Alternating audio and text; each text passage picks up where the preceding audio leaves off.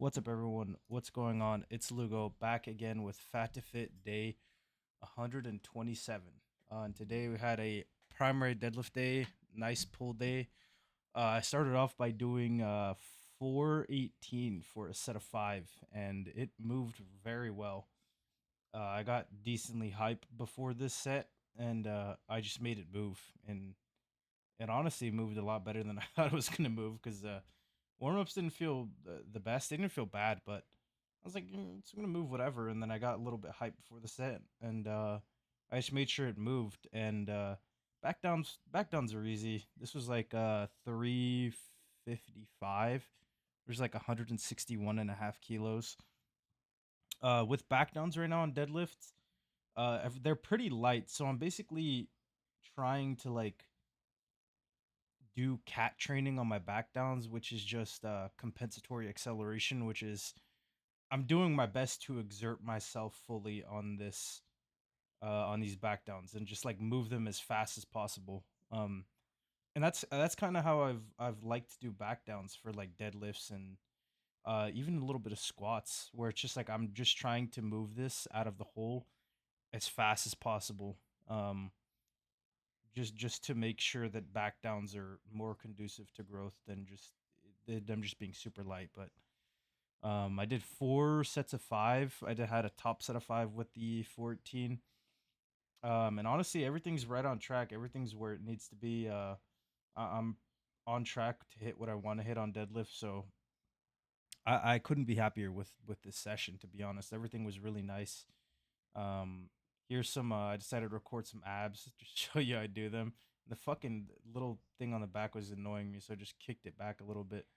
Um, but I'm starting to get way better at these to the point where I have to bring my reps down because I'm actually getting my legs pretty high now. Before it was kind of like hard to get them above parallel, but now I'm like getting them up there. So I'm probably gonna drop the reps again and focus on getting like a full hanging leg raise for now, and then I'll get the reps up again. But these were hard. These were really hard. Um, and then I moved on to a wide pull down, which I brought my bar again in, and I dropped the weight. I was doing like 200 with the straight bar, but I was like, you know what? I don't need to do that much with this because it's extra range of motion. And to be honest, like when I'm doing these specifically, I'm trying to target the upper back, and I noticed that I'm not really targeting the upper back as much as I want um, with the straight bar, and I'm using a little bit too much of momentum. So I kind of just was just like, you know what? I need to just humble myself on this and really just stick to, you know, keeping the contraction tight in my upper back because the truth is like doing 200 and doing 140, the weight is irrelevant if you're not really targeting the musculature that you're aiming for in a certain back movement. For me, the reason I love doing back is because back is such a high skill ceiling when it comes to training it. Like you could train back and get a really good back, really like doing specific movements and not actively targeting anything and feeling anything, and you could still get a great back. But I think the difference between a great back and a like extraordinary fucking crazy back is the ability to target certain musculature and really be in lock with what you're hitting and what you're trying to hit. At least in my opinion, right? That might be a hot take, cold take. I don't know. I just feel like back is just one of those muscle groups where there's such a high ceiling of what you can do with back training. And if you're actively trying to target something and you're doing your best to keep it in that and tweak the way that your body moves, then you could just target it more, a little bit more. And people are like, well, that doesn't matter. It might not matter across a session, across a week's worth of sessions, a month, but you give it years and you're actively targeting something more, that area is going to grow. That little bit turns into a lot.